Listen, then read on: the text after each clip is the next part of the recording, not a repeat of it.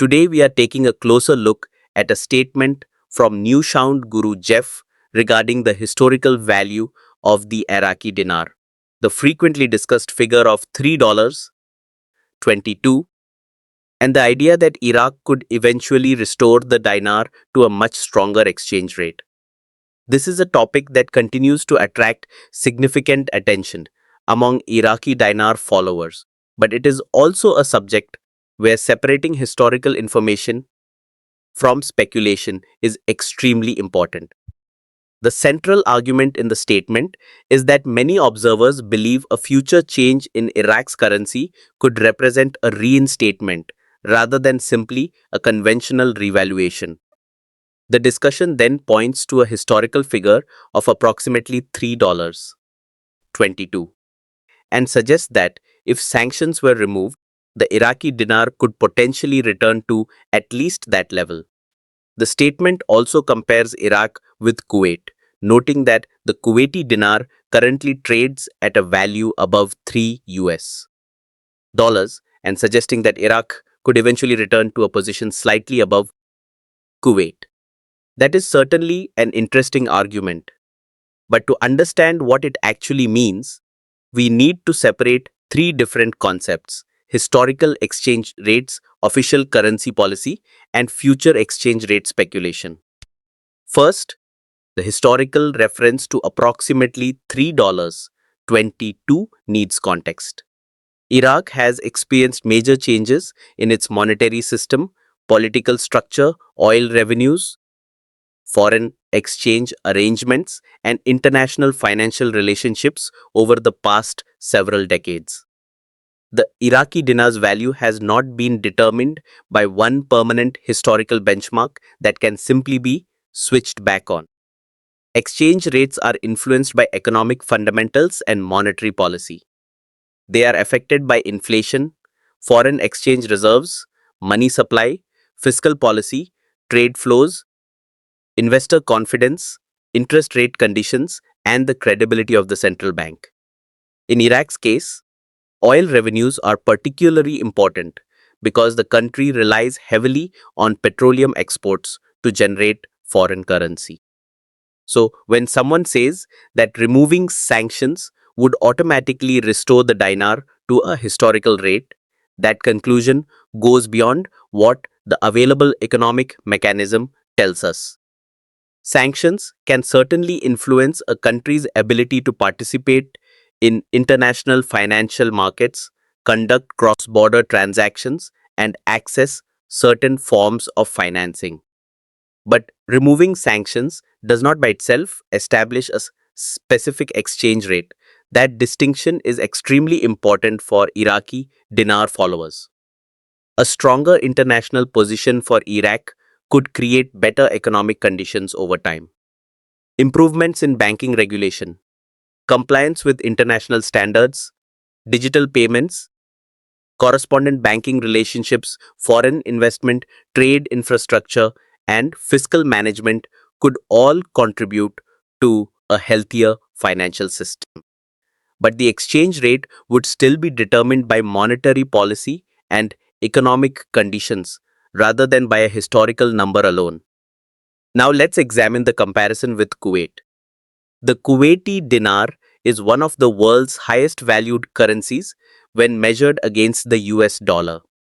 That high nominal exchange value, however, does not mean Kuwait's currency is necessarily a model that Iraq can simply copy.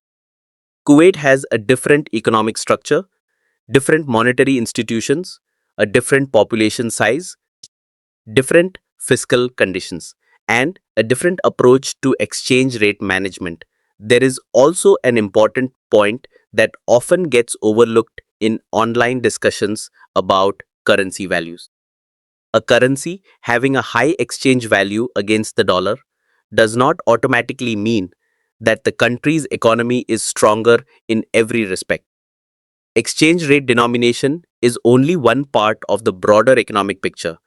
For example, a government can redenominate a currency by changing the number of units used to represent prices without fundamentally changing people's purchasing power. Likewise, A currency can have a relatively high nominal exchange value while still facing challenges related to productivity, inflation, employment, or fiscal policy. That is why serious analysis should focus not only on whether the dinar could become worth several dollars, but also on whether Iraq's economy can sustainably support such a valuation. For Iraq, one of the most important factors is the Central Bank of Iraq and its approach to monetary stability. The central bank has historically focused heavily on maintaining exchange rate stability and managing the foreign exchange market.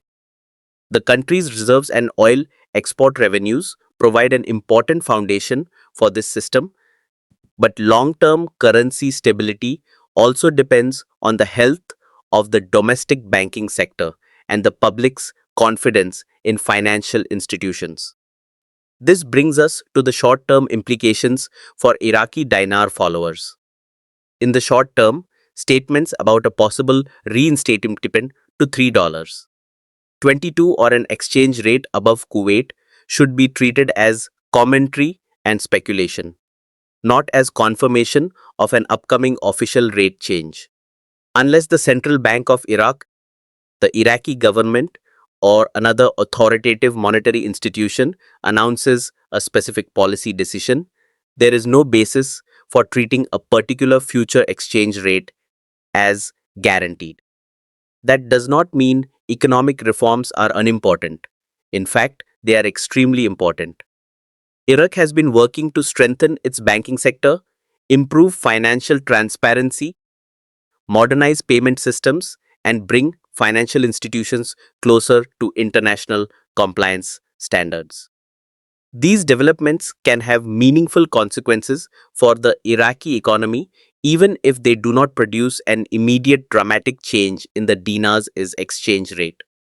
For ordinary citizens, a more modern banking system can make payments easier, improve access to financial services, reduce dependence on cash, and potentially encourage more economic activity through formal financial channels. For international businesses, stronger banking infrastructure can make Iraq more attractive as a destination for investment and trade. That matters because sustainable economic growth requires more than oil exports. Iraq has enormous potential in construction, agriculture, transportation, energy, manufacturing, tourism, and other sectors. And that leads us to the longer term question. Could Iraq eventually have a stronger dinar? Economically, a stronger currency is possible under the right circumstances. But the path would depend on fundamentals rather than expectations alone.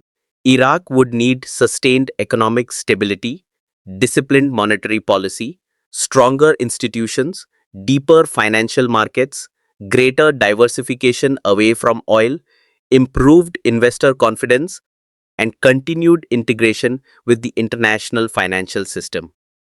If those conditions improve substantially over a long period, the country's currency could potentially experience greater stability and potentially stronger valuation depending on the monetary framework chosen by the authorities. But whether that means $1, $3, or a figure above the Kuwaiti dinar cannot responsibly be predicted from historical comparisons alone. There is another important issue concerning the word reinstatement. When people use that term, they often mean returning the Iraqi dinar to a previous exchange rate level. From an economic perspective, however, the terminology can be misleading if it suggests that an old rate remains dormant and can simply be restored. Exchange rate regimes can change, monetary conditions can change, and the structure of an economy can change dramatically over time. Iraq today is not economically identical to Iraq in 2003. Its population, banking system, government finances, international relationships, oil production, domestic money supply, and financial infrastructure have all changed. Therefore, any future exchange rate policy would have to be evaluated according to the conditions existing at that time, the $3. 22 figure should therefore be viewed as a historical reference point used in the discussion, not as evidence that $3. 22 is currently approved or that it will automatically become the future official rate. This is also why Iraqi Dinar followers should pay close attention to official announcements rather than social media predictions. The most meaningful signals would include formal Central Bank of Iraq decisions, changes to the official exchange rate framework, monetary policy announcements, government budget measures, banking reforms, reserve data, and credible international financial assessments. Those are the indicators that can tell us whether Iraq's financial system is genuinely moving toward a different monetary environment. The Kuwait comparison is also worth monitoring, but again, it should be treated as an economic reference rather than a promise. Kuwait's exchange rate reflects decades of monetary and fiscal policy, substantial financial resources, and a specific exchange rate regime. Iraq will ultimately have to follow its own economic path. For dinar holders and followers, the responsible conclusion is therefore quite straightforward. The discussion surrounding $3. 22 is interesting because it highlights the enormous difference between Iraq's historical currency valuation and the rates associate with the dinar today. It also raises a legitimate question about what could happen if Iraq continues improving its financial institutions and deepening its integration with the global economy. However, historical valuation alone does not establish a future exchange rate. Sanctions policy alone does not determine the value of a currency, and comparisons with Kuwait do not guarantee that Iraq will eventually adopt a higher nominal valuation. The real story to watch is the underlying economic transformation. If Iraq can strengthen its banking sector, improve financial transparency, diversify government revenues, maintain monetary stability, expand private sector activity, attract sustainable foreign investment, and build stronger international financial relationships, those developments could create a much more resilient economic foundation for the Iraqi dinar. That would be significant regardless of whether the exchange rate ever reaches a specific number discussed online. So, for now, the $3. 22 discussion should be understood as a forecast and interpretation rather than a confirmed monetary decision. The most important developments will come from official Iraqi institutions and measurable economic reforms. Until an official policy change is announced, investors and currency holders should avoid treating speculative exchange rate targets as guaranteed outcomes. The Iraqi dinar story remains one worth watching because Iraq possesses substantial natural resources, significant economic potential, and an increasingly important role in regional trade and energy markets. But sustainable currency strength will ultimately depend on policy, economic fundamentals, institutional credibility, and long term financial stability. As always, we will continue monitoring official developments and separating confirmed information from speculations so that you can understand what is actually happening with the Iraqi dinar and Iraq's economy. Thank you for watching Iraqi Dinar News.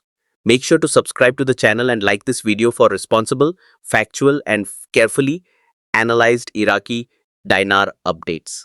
Remember, this content is provided for informational and educational purposes only and is not financial advice. Always conduct your own research and consider your personal financial circumstances before making any financial decision.